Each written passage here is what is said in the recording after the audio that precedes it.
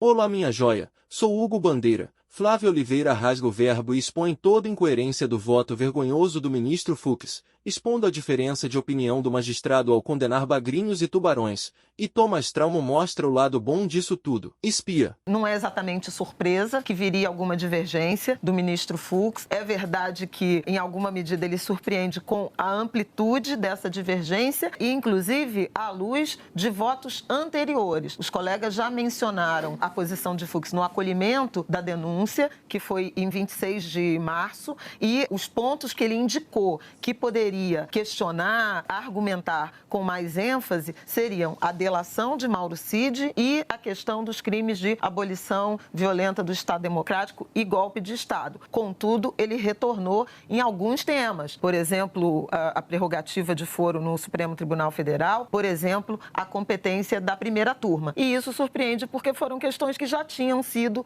observadas. Eu lembro também que no julgamento do primeiro réu pelos atos de 8 de janeiro, e ele até cita isso no voto, o Aécio Lúcio Costa Pereira, foi em 14 de setembro de 2023, portanto há quase 2 anos, Fux acompanhou integralmente o voto do relator Alexandre de Moraes e condenou esse indivíduo, igualmente sem prerrogativa de foro, um cidadão comum, a 17 anos de prisão por associação criminosa armada, e hoje ele refutou a imputação de organização criminosa armada em relação ao que seria o núcleo dominante, crucial. Abolição violenta do Estado Democrático de Direito, tentativa de golpe de Estado, dano qualificado, grave ameaça com substância inflamável e deterioração do patrimônio tombado. Então, indica, em 2 anos, também uma mudança muito ampla de interpretação, que é legítima. Agora, só para completar aqui meu raciocínio, divergência é perfeito, indica que não há uma ditadura de toga, uma opressão, mesmo os juízes da Suprema Corte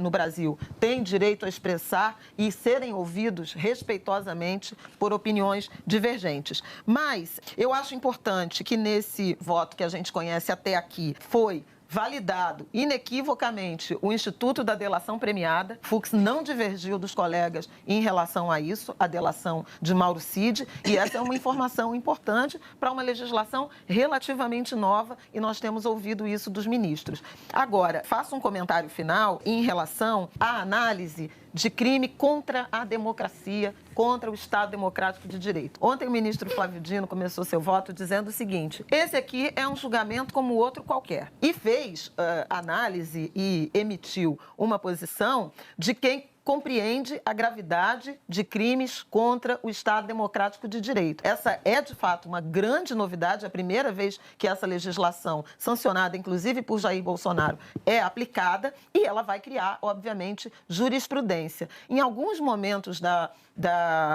leitura do ministro Fux, ele fez comparações a alguns crimes comuns, por exemplo, tráfico, por exemplo, homicídio, especialmente no que diz respeito ao tema de organização criminosa. E aí, me parece que foi secundarizada a gravidade do crime contra a democracia, em particular de quem dominava estruturas do Estado para atentar contra o regime. Essa é a minha constatação, digamos, de maior surpresa à luz de outros votos que deram uma gradação de muito mais gravidade a isso que o Procurador-Geral da República denominou organização criminosa. Eu quero ressaltar a questão histórica do voto de hoje. Ela é histórica porque ela acaba com a principal farsa em torno deste julgamento, é de que o Brasil vive uma ditadura judicial. Qual é a questão principal sobre por que as sanções americanas que estão sendo atingidas ao Brasil? Qual é a principal questão de que esse julgamento é só um teatro? Qual é está tudo já dado? É simplesmente que Alexandre de Moraes é um ditador, Alexandre de Moraes faz o que quer, Alexandre de Moraes está, no fundo, essa é simplesmente uma confirmação, é uma perseguição ao ex-presidente Jair Bolsonaro. E o voto hoje do ministro Luiz Fux acabou com tudo. Acabou com essa questão, porque não somente ele está divergindo e ressaltando as divergências dele com o Alexandre de Moraes, como ele acolheu quase integralmente os argumentos da defesa. Quer dizer, ou seja, a ideia de que a defesa dos acusados não têm voz, que eles não conseguem acesso, foi a terra só nessa manhã. Mostra simplesmente, sim, nós estamos vivendo uma democracia e é assim que se faz. E se, eventualmente, esse processo for revisto dentro de 1 ou 2 anos, olha, eu posso gostar, eu posso não gostar, mas faz parte da regra do jogo. Eu acho que